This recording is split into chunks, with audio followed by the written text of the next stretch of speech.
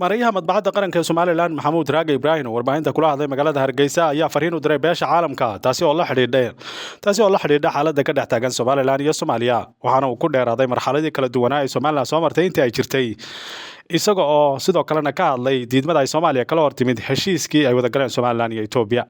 Maxamud Raage oo ugu horeyn baa ku hadlaya luqadda afka Ingiriisiga ayaa fariinta uu Beesha Caalamka u diray waxa uu dhignayd sidan.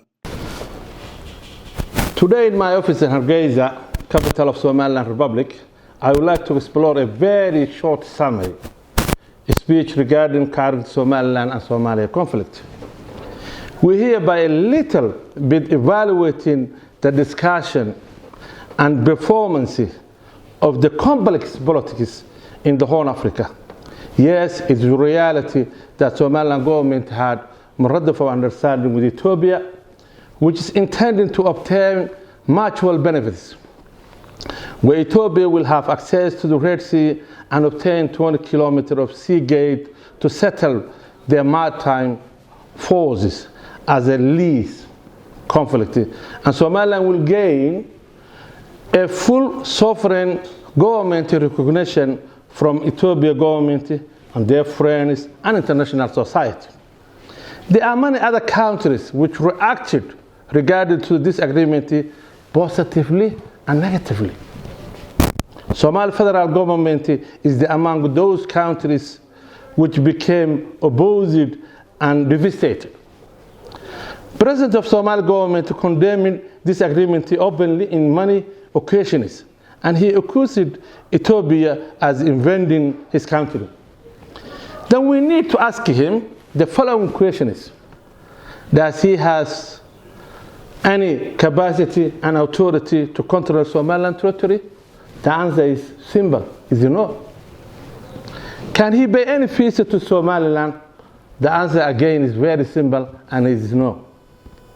Mr. Maxamud has no ability, authority, capacity to travel from his own town, Bulsho, to the next town, Balad, which is only 30 kilometers. The international community and every country in the world is well known that Somaliland gained independence in June 26, in 1960, from British protectorate. While Somalia obtained independence in July 1st, 1960, which was 5 days later. It's well recorded that the people who put in the most efforts for the freedom of Somalia were Somaliland citizens. It's also a fact that 5 men who mediated freedom of Somalia, Somali society in London in the year of 1959, all came from Somaliland. We might also agree that Somaliland citizens invested effort and time to establish Somali Republic in 1960, where 2 states agreed to establish one government. However, the overall action took place that time. Somali South leaders ignored and cancelled all the 23 articles of the Union, prepared by Somaliland politicians led by the former Somali Prime Minister, President Mohamed Ibrahim Agar. Although we cannot cover here by all the disappointments and disrespects that Somaliland faced with the union of the 2 nations and 2 states, we can only underline in here that the unionism ideology caused millions of human losses, destructions of the cities, and endless civil wars, which is still taking place in different regions of Somalia, in particular South Somalia. In 1991, after 18 years of civil war, Somaliland people held a conference in Bulsho city to declare and retrieve their independence from Somalia. Since that time, Somaliland people have their own government with complete government structure consisting of the executive, legislative, and judicial branches.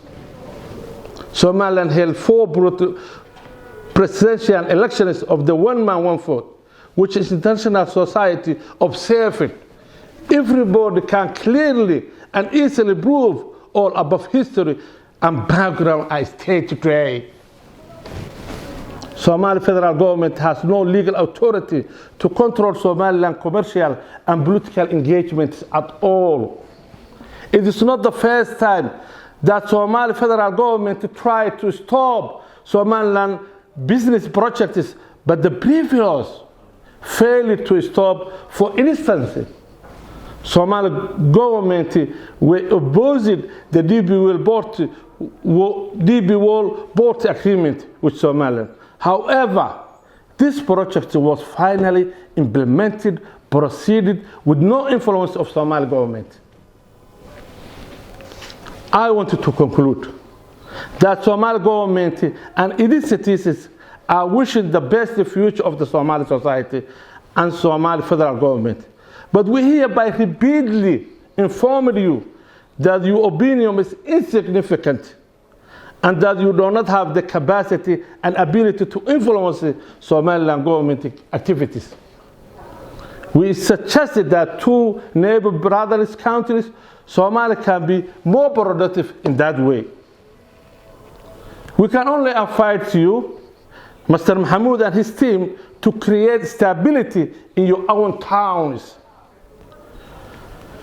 You fail to have your own security guards, and you are still under care of the African Union forces. We have been closely monitoring all your speeches and arguments. Sorry that you exaggerated.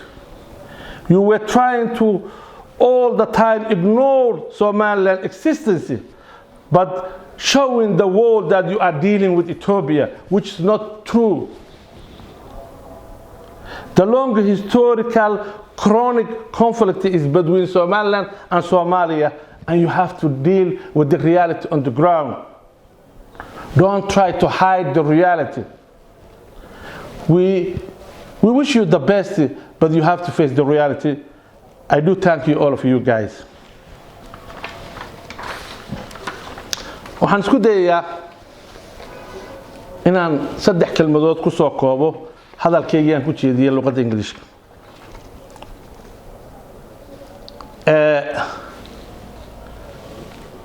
halgankii lala halgamay gumaysigii Soomaali u talin jiray qaybna ay haysteen Itaaliya oo Talyaanigu joogay South Soomaaliya, qaybna ay ahayd gobolada waqooyi ee hadda la yiraahdo Somaliland. waxaanu tacab badan aanu gelinay oo awoowayaashay iyo adeeraday geliyeen in ay Soomaali noqoto hal qaran oo jira. raggii tacabka geliyay 3 nin oo hogaaminayay waxay ahaayeen aniga adeeraday waalidkay. waxa aan ku qasaarnay tacabka, waxaa laga dhaxlay gumaad iyo in la iskhiyaamo. waxaa ka dhashay jabhado, waxaa ka dhashay isfahmo waa, waxaa ka dhashay in Somaliland ay gooni isu taagto 1991. waxaa xaqiiq ah in aan runta laga marmarsiyoon ee la feesgareeyo. innaga oo laba wadana baynu isu tagnay, innagoo laba wadana waynu kala noqonnay. haddaanu ganacsanayno iyo haddaanu caalamka la shaqaynayno iyo haddaanu diyaaradahayga soo dejisanayno iyo haddaanu baddayada kiraysanayno, qaran jira baanu nahay oo halkan leh. oo intii xaas iska daa xasan shiiqow iyo faarax macalin, oo intii xaas iska daaya. runi waa run, beenna waa been. danta iyo mustaqbalka dalkani dad kale wuu ka go'aa. caalamkana taasaan u sheegaynaa. heshiiskii ugu qiimaha badnaa ee u dambeeyey ee laydinla galay wuxuu ahaa wadahadalkii kii ka dhashay ee hawada. wada hadalka kii ka dhashay ee hawada buu ahaa anu markaa waxaan fadhiyay xafiiska arrimaha dibadda beriga agaasimaha guud arrimaha dibadda anigu waxaa ninkii soo dhaweeyay ninkii Tanzaniyaanka ahaa marka African Union ka qaabilsanaa wada hadaladii berigii furmay waxay dhaleen waryaan Ikawa iyo Canada iyo Nairobi xoolaheena qaadanine inagu waxaan isu qabnay ma kala goosanaa oo musla soo wareegnaa waxa ka dhashay inaad khiyaanteen haddana oo aad tiraahdeen annaga leh haddana aad isku dayeysaan inaad xoog ku qabsataan airport aydan lahayn waxaan ku soo dardaarmayaa munaafiqa waxa lagu yaqaanaa saddex إذا حدث كذب وإذا وعظ أغلف وإذا تؤمن خان صدح ذابا سياسيين تيني كونفورتا وكم مغضاني عينو رون يسوغر لمانو السلام عليكم ورحمة الله وبركاته